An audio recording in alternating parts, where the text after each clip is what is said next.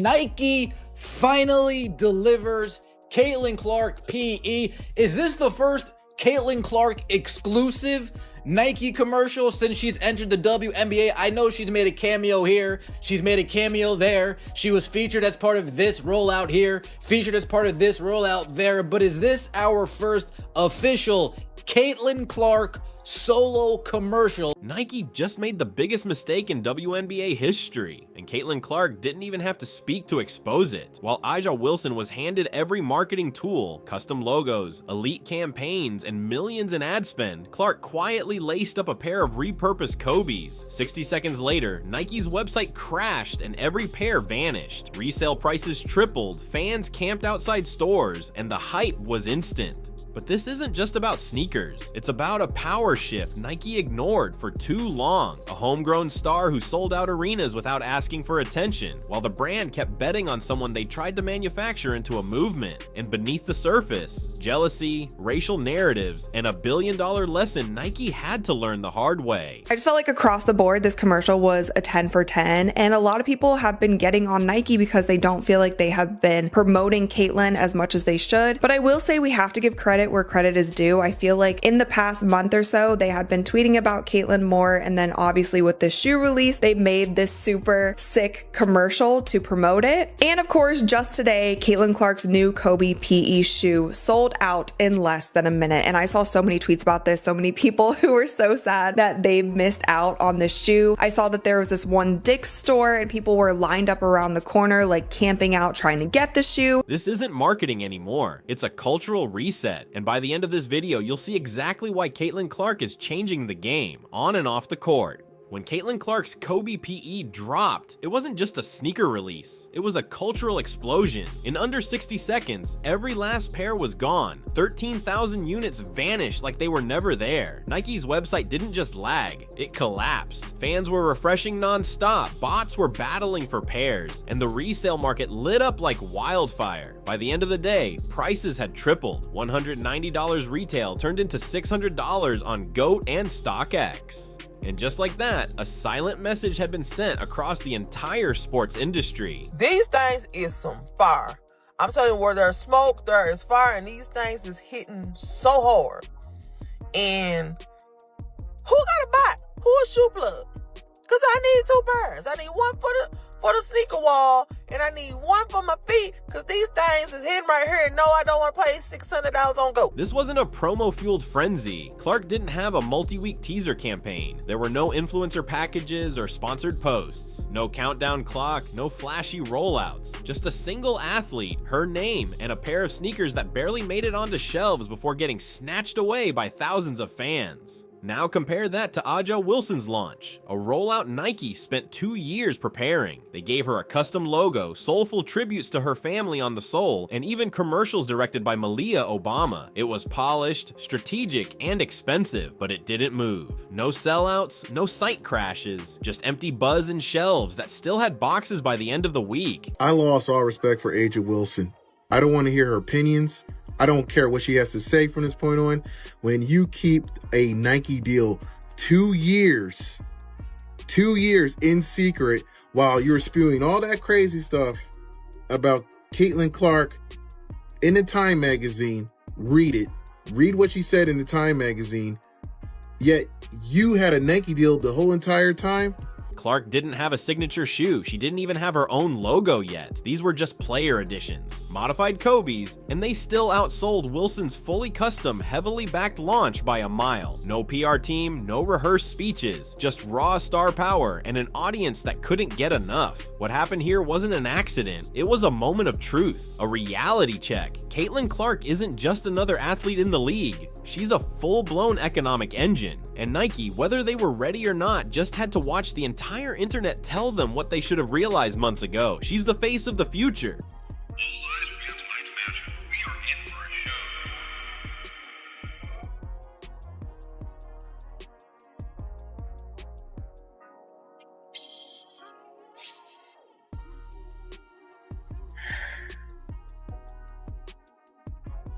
Bouncing connect, Sonic.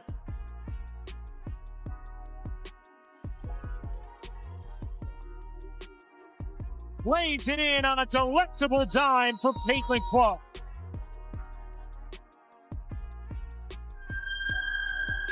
For 2 straight years, Nike poured everything into making Aja Wilson their signature star. They gave her the dream package, handcrafted sneakers, personalized touches honoring her family, exclusive logos, and a long dramatic build-up. From soul inscriptions quoting her grandmother to Celtic nods to her heritage, it was more than a shoe. It was a narrative, one meant to capture hearts, headlines, and dollars. But the problem? It didn't sell, not like they expected, despite the elite production value and months of hype. Caitlin Clark's new Kobe PE shoe sold out in less than a minute. And I saw so many tweets about this, so many people who were so sad that they missed out on this shoe. I saw that there was this one Dick's store and people were lined up around the corner, like camping out, trying to get the shoe. Wilson's signature line quietly stumbled out of the gate. Reports suggested stock was still sitting in stores, sales were underwhelming, and the buzz fizzled fast. Nike was all in, but the public wasn't. Meanwhile, Caitlin Clark was doing the exact opposite. No signature logo, no media blitz, no dramatic storytelling campaign, just worn down Kobe's on her feet and box scores that looked like cheat codes. And still, her player edition drop generated more noise, more demand, and more profit in 60 seconds than Wilson's line did in months. Caitlin, and was thought to be a colorway made just for her up until just a couple days ago, where Nike's official images of the shoes got leaked and the announcement was made saying that everyone will now have a chance to wear. This wasn't just a misstep, it was Nike betting big on a story they wanted to be true, while ignoring the reality happening right in front of them. Wilson, for all her accolades, needed the machine behind her. Clark, she was the machine.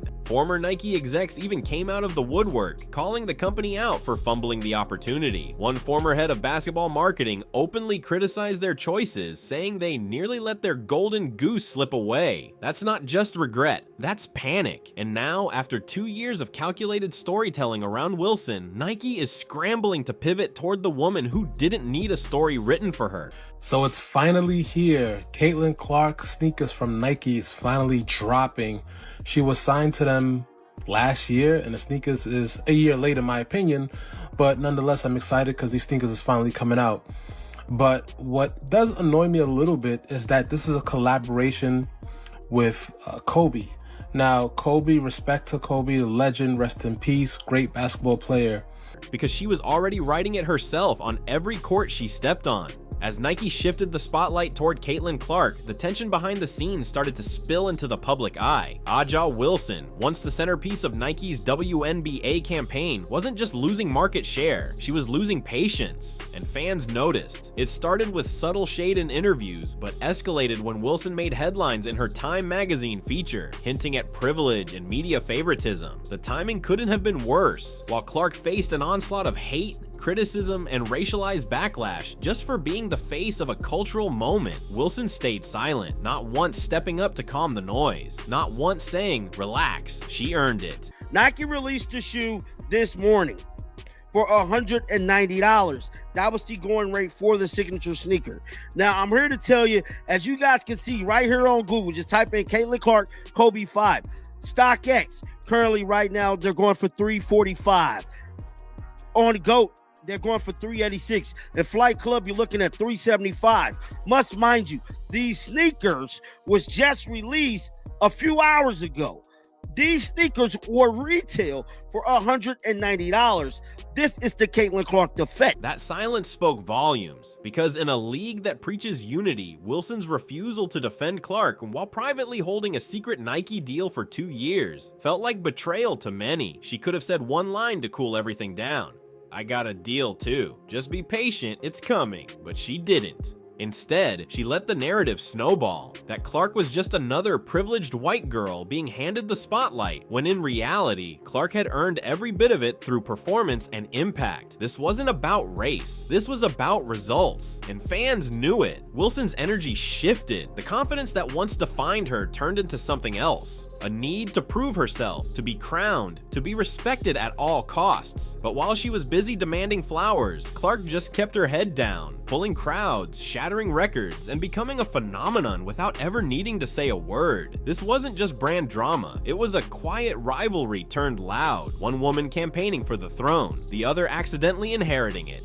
Caitlin Clark isn't just a rising star, she's an economic powerhouse. During her final year at Iowa, she generated an estimated $82 million in economic impact for the state. That's not hype, that's unheard of. Every time she steps on the court, ratings spike, tickets vanish, and social media explodes. Her presence alone makes arenas sell out. Kids wear her jersey like she's a superhero. She's not chasing attention, it follows her. And she's doing it all without a flashy campaign or scripted narrative, just pure talent and undeniable influence. Meanwhile, Nike was too focused on building Aja Wilson into something fans never fully bought into. They missed what was happening right in front of them. Clark was already lifting the entire WNBA. No PR push, no choreographed promos, just game after game that felt like a headline. Even former Nike execs started calling them out, warning that they nearly let their biggest asset slip through the cracks. Their stock dropped to a 5-year low, while Clark, without even trying, turned every game into a sold-out show. This wasn't manufactured. This was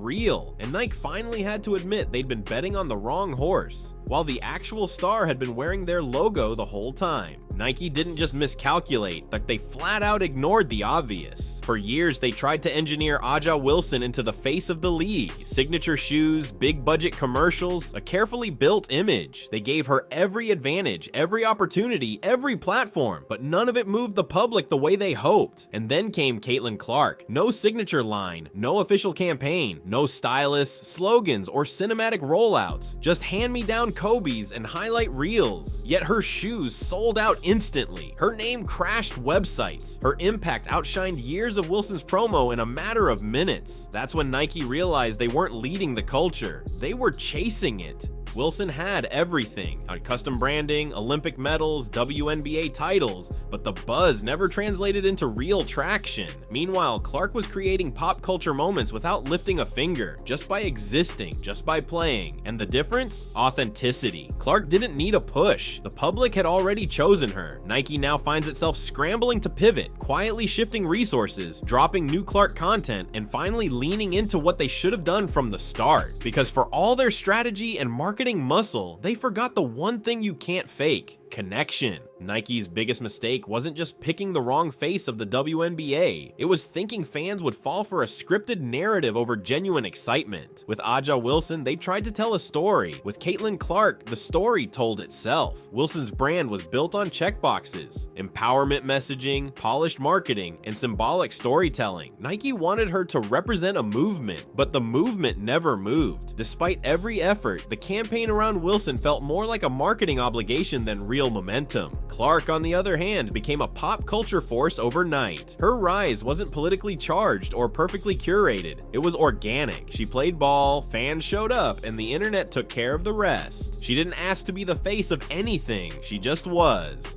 That's what Nike failed to understand. And until it was too late, they were so busy trying to push a narrative that checked every social box, they ignored the one thing that always sells: real hype. This wasn't about race. It wasn't about politics. It was about who people actually care about, who they watch, who they spend their money on. Wilson may have had the message, but Clark had the movement, and when the dust settled, it wasn't even close.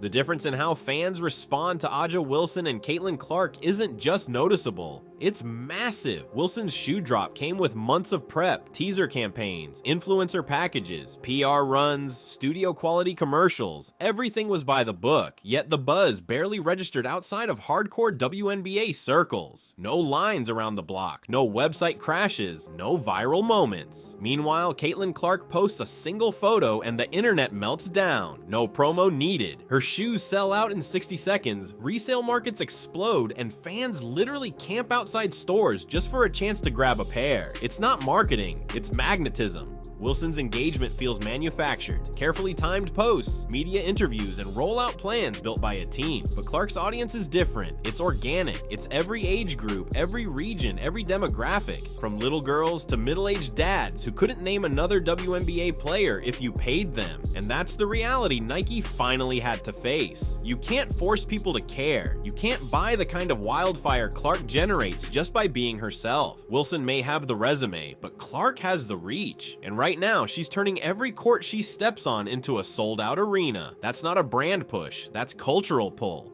Nike didn't just misread the moment, they misread the entire landscape. While they were busy scripting a legacy for Aja Wilson, Caitlin Clark was quietly rewriting the rules of what moves culture in sports. And by the time Nike caught up, they were already behind. The lesson here isn't just about choosing the right athlete, it's about listening to the audience instead of trying to control the narrative. The WNBA has been fighting for years to break into the mainstream, and suddenly, Clark did it without asking. Her presence alone brought millions of new eyes to the league, but instead of embracing that, the league and Nike tried to balance the spotlight and ended up almost dimming it entirely.